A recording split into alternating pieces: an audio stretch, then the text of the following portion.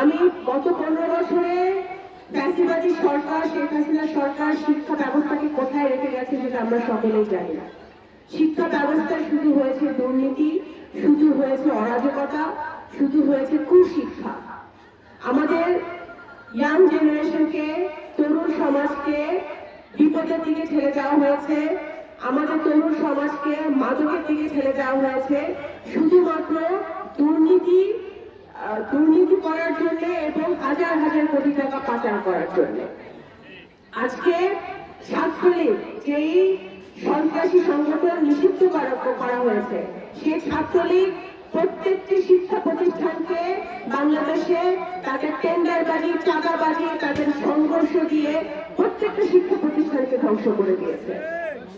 আমি আপনাদের এখানে যারা প্রতিষ্ঠানের নেতৃবৃন্দরা আছেন, কর্মধাররা আছেন, বা বিভিন্ন আমাদের অনেক মুরব্বিয়ানরা আছেন, আমার ডানে গায়ে অনেক মুরব্বিয়ান আছেন। আমি অনেক ছোট্ট একটা মানুষ, আপনাদের বোন বলতে পারেন, আপনাদের মেয়ে বলতে পারেন।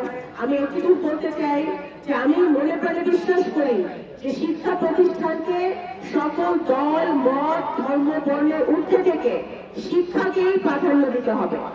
শিক্ষা প্রতিষ্ঠানে যদি আপনি রাজনীতি ঢোকান, শিক্ষা প্রতিষ্ঠানে যদি আপনি কলুষিত করবেন, শিক্ষা প্রতিষ্ঠানকে আপনার সকল কিছুর ঊর্ধ্বে রেখে আমাদের মেয়েরা যেন এদেশের, এরাই কিন্তু বাংলাদেশের ভবিষ্যৎ।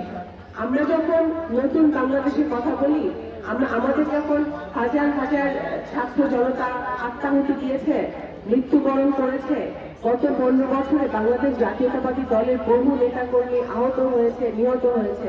আমাদের নগরকান্দায় মানুষ তার জ্বলন্ত প্রমাণ, যেটা জীবন দিয়ে এই দেশে গণতন্ত্র এবং রক্ষার জন্য তার জীবন দিয়েছে।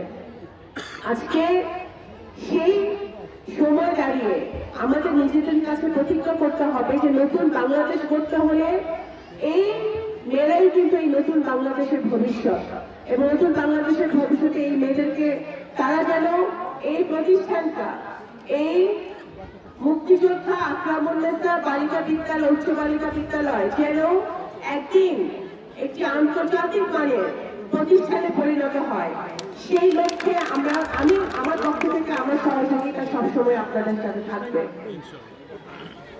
আমাদের মামুন সাহেব কিছু সমস্যার কথা বলেছেন। অবশ্যই সমস্যা তো আছেই, কারণ গত 15 বছরে আমাদের কোনো ডেভেলপমেন্ট কিন্তু হয় নাই। এখানে এমপি ছিল, বিনা ভোটের এমপি ছিল, বিনা ভোটের এমপি শুধু দুর্নীতি করেছে। কোনো শিক্ষা প্রতিষ্ঠানের সংস্কার বা কোনো নতুন শিক্ষা প্রতিষ্ঠান কোনো কিছুই কিন্তু গড়ে তুলতে পারে নাই। আমি আগামী নির্বাচন, ইনশাল্লাহ আমরা সকলে চাই একটি সুস্থ নির্বাচনে আসায় সারা বাংলাদেশ বসে আছে। আমাদের নতুন প্রজন্ম ভোট দিবে, 18 বছর ছেলেমেয়েরা প্রথমবার ভোট দিবে, সেই আশায় বসে আছে। যদি জনগণের ভোটে বিএনপি নির্বাচিত হয়, সরকার গঠনের সুযোগ পায়, অবশ্যই আমি আমার তরফ থেকে নগরকান্দা সন্তান হিসেবে আমি এই বিদ্যালয়ের জন্য যা যা করার তা আমি করব।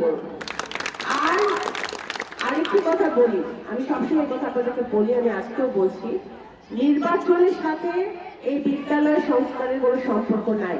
যদি আমরা প্রতিজ্ঞাবদ্ধ থাকি, আমার তরফ থেকে সবসময় আমি সচেষ্ট থাকবো যে আপনাদের যেই ল্যাকিংস গুলো আছে, যে সমস্যাগুলো আছে, আপনি পুকুরের কথা বললেন, এই টিনের ঘরটা সুন্দর একটা আমাদের বিল্ডিং করতে হবে, আমাদের আরো ছাত্রীদের সংখ্যা বাড়াতে হবে, আমাদের আরো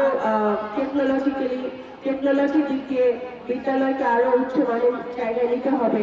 এইসব কিছু যদি করতে হয় তাহলে নির্বাচন হোক, নির্বাচন আমরা আসি না আসি, নগরকান্দার মেয়ে হিসেবে, সন্তান হিসেবে আমি অবশ্যই দেখবো যেটা আপনাদের বিদ্যালয় একটি আন্তর্জাতিক মানের বিদ্যালয়ে পরিণত হয়।